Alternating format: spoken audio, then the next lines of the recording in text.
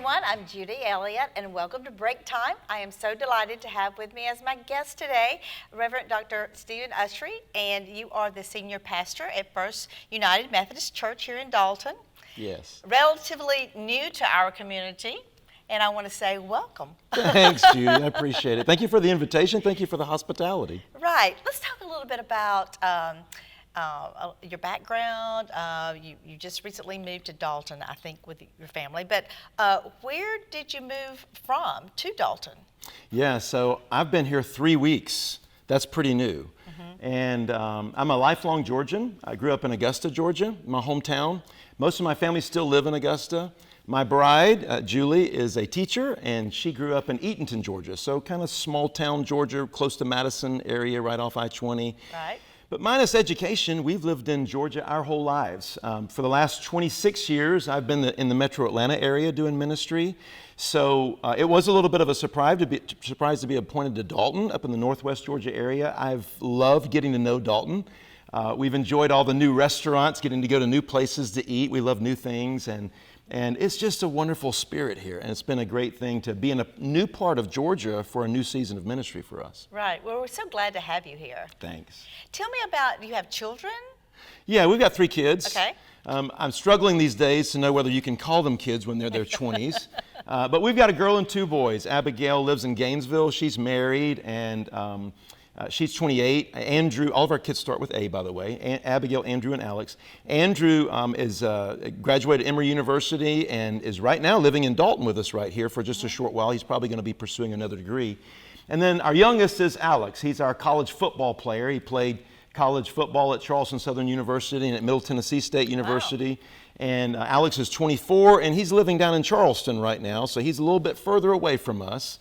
But all of our kids are off in a little different areas, but they're all phenomenal, and they're all thriving right now, and that's exciting. Oh, that's wonderful. You do have a busy life as well, don't No you? doubt, no doubt.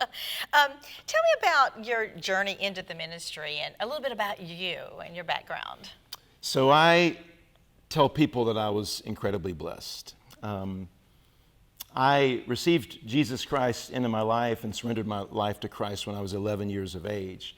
But it was at 13 years of age on a beach in South Carolina when I was with my student ministry, my youth ministry of my local church in Augusta, that I felt like God was calling me to a full life of ministry, a vocational ministry. I would have never dreamed that was being a pastor. As a matter of fact, I came from a musical family. And so I was able to travel all over the world. I've been, I think, to something like 42 of our states here in the United States and to about 25 foreign countries singing. And that was kind of how I first started to do ministry. I thought I would be the guy that did music my whole life. But when I was in seminary at Emory, right here in Atlanta, God made it very clear to me that He was calling me to be a pastor, and that He was calling me back to the church that was really the church of my youth, the United Methodist Church. So I've been a United Methodist pastor for 28 years, served all over the metro Atlanta area, planted churches, built churches, and that's kind of the blessing of being in ministry for a long time. Not being second career has been a blessing for me because my whole life has been ministry.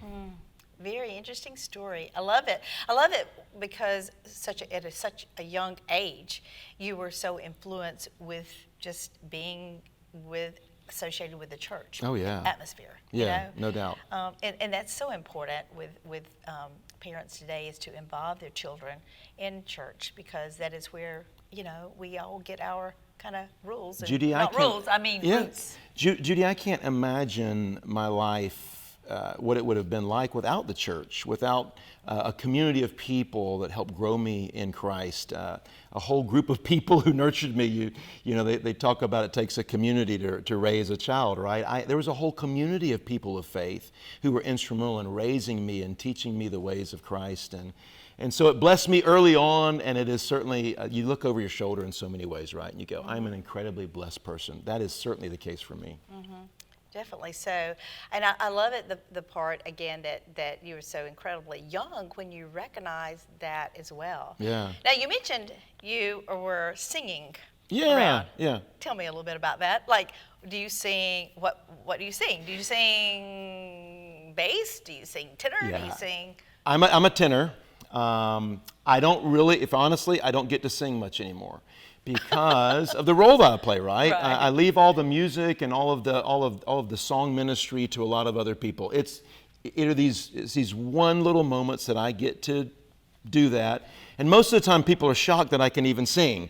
But I do sing and I do play the piano and I do have a vocal performance degree, but I just don't get to do that much anymore these days. The role that I play in ministry, as you might imagine as a senior pastor, has more to do with ordering the life of the church, preaching, and leading in worship, and doing all the ministries that we do, and leading all the ministries in the church. So I wish I could tell you I did it all the time, Judy. The reality is I don't, and a lot of people want me to do it far more often, including my wife, than I do. I bet. Probably need to, but Yeah. But I would think that would be a way to kind of relax from such a, my goodness, busy yes. day and all the things Oh, that yes. you're involved in. Even just sitting down at the piano for me is Yeah. incredibly therapeutic. Just to be able to play and sing a little bit. Oh no, yeah, you're exactly right. It's a huge blessing to me. Right. Now, I know at First United Methodist Church, you really, and we talked about this just earlier about how important it is to get children involved at an early age. What do you offer there? First United Methodist Church is a phenomenal church. The beauty of that church is that it has been here in the community for more than 175 years.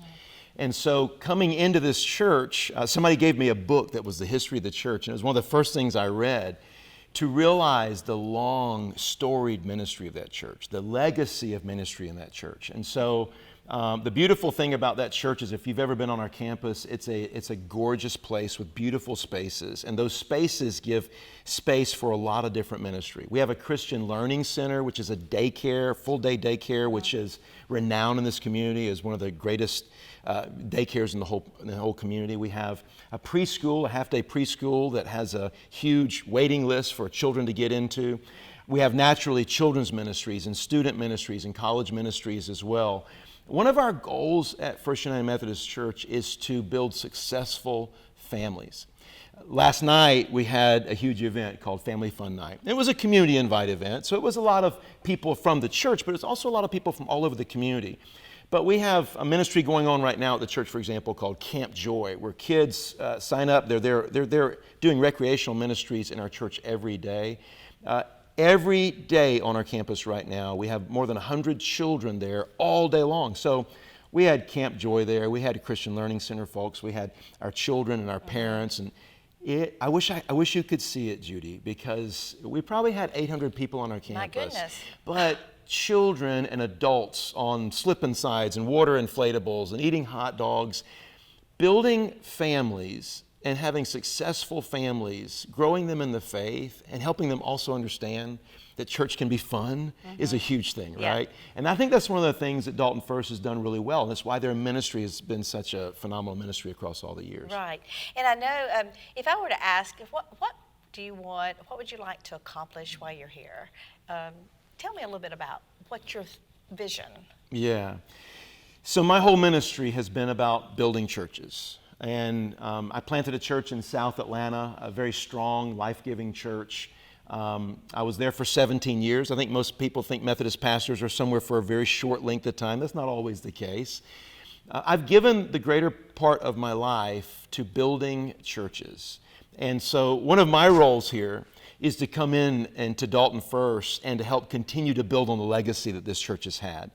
I don't think a lot of people know, but in the earliest days of Dalton, before Dalton was even called Dalton, it was called Cross Plains. I've learned that. The Methodists, the Presbyterians, and the Baptists all worshiped together. And then later on, they found their own properties and they began to worship in different places. And I think about those. There are some strong churches right here in Dalton. And one of the things that I want to make sure that I do is build on the legacy that's been here and help Dalton and Dalton First and Dalton only become a more life-giving, faith-centered place. One of the things I think builds a strong community is when businesses are doing well. By the way, downtown, the renaissance of downtown, goodness. right? Here in Dalton, just seeing all the life and the activity, all the events that happen there. My wife and I have really enjoyed just going downtown and enjoying all the businesses.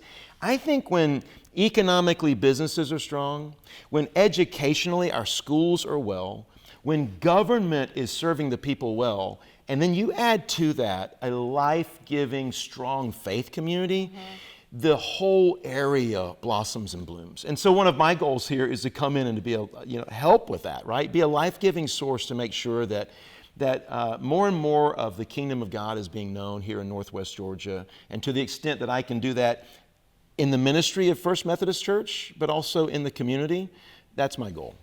Wow, that says it all. It really does. I mean, if you think about exactly what you said, I mean, it just sums up the whole thing. Building a good community, a good government. Oh, yeah. I mean, makes a whole and a good faith-based. Absolutely. I mean, how can you? And Dalton is a strategic place to be able to do that, right? I mean, so many people love Dalton. One of the things I heard when I moved here was, you're going to love Dalton. You're going to love living in Dalton.